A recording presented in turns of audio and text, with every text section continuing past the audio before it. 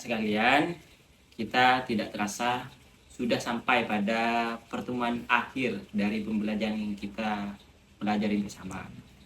Sebelum kita mengakhiri pertemuan kali ini, pembelajaran ataupun kegiatan belajar, Bapak ingin mengajak kalian untuk mengingat kembali sebagai refleksi bagaimana pemahaman kalian tentang apa yang kita pelajari bersama. Coba kalian pikirkan sejenak. Apa sih yang kalian ketahui dan apa sih sebenarnya arti dari demokrasi yang kita pelajari tadi? Coba silahkan kalian bisa renungkan ataupun diingat kembali secara langsung ataupun bisa memberikan contoh-contoh yang pernah kamu alami dari pemahaman tentang demokrasi. Yap, benar. Demokrasi adalah sistem yang menempatkan rakyat sebagai pemegang kekuasaan. Jadi rakyat itu paling berkuasa intinya, paling berkuasa di dalam sistem demokrasi.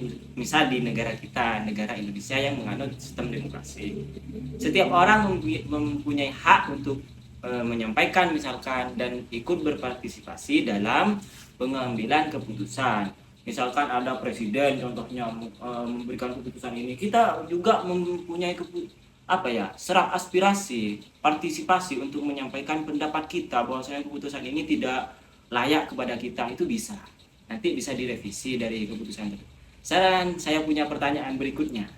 Siapa yang masih ingat 2 prinsip demokrasi yang telah kita bahas? Itu yang 2. Oke. Saya berikan waktu beberapa detik untuk menjawab.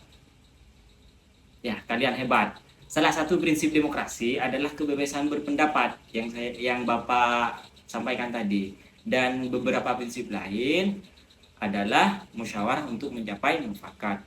Nah, sekarang coba renungkan, apa sikap demokrasi hanya dilakukan dalam pemilu ataupun dalam pemerintahan? Jadi, tentunya kalau kita paham tentang demokrasi, tentunya tidak. Bukan cuma untuk pemilu ataupun dalam pemerintahan. Sikap demokrasi justru dimulai dari hal-hal sederhana di kehidupan kita yang kita alami, yang kita lakukan dari setiap harinya. Misal menghargai pendapat teman saat diskusi, tidak memaksa kehendak kepada orang lain, mau mendengar orang lagi berbicara, tidak bicara sendiri, dan ikut bermusyawarah ketika mengambil keputusan bersama. Kalian kan ada beberapa di sini sebagai pengurus OSIS, itu sudah menerapkan nilai-nilai demokrasi. Sekarang saya ingin kalian membayangkan sebuah situasi ketika di kelas ada pemilihan ketua kelas, lalu teman kalian memiliki pilihan yang berbeda dari kalian. Kalian apa yang seharusnya dilakukan? Apa yang seharusnya kalian lakukan ketika ada perbedaan itu? Apakah kalian marah? Apakah kalian mengejek tentang pilihan teman yang tidak sesuai dengan kamu, tidak sama dengan kamu? Jadi tentu kalau dalam sistem demokrasi itu, dalam pemahaman demokrasi tentu tidak. Sikap demokrasi yang tepat adalah menghargai orang lain dan menerima hasil keputusan bersama-sama dengan penuh tanggung jawab. Itulah salah satu bentuk penerapan nilai demokrasi dalam kehidupan sehari-hari.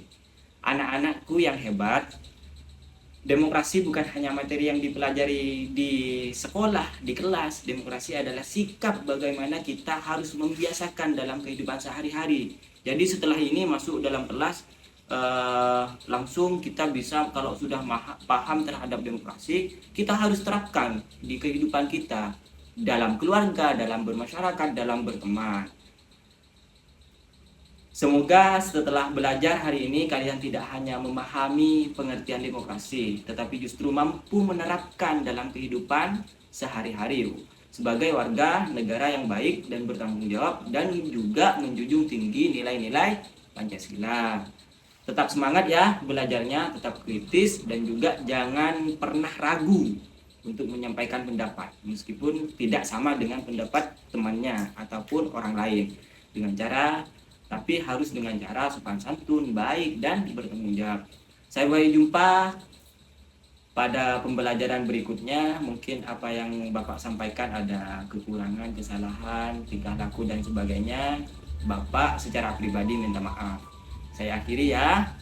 Semoga sehat semuanya. Billahi taufiq wal hidayah. Wassalamualaikum warahmatullahi wabarakatuh.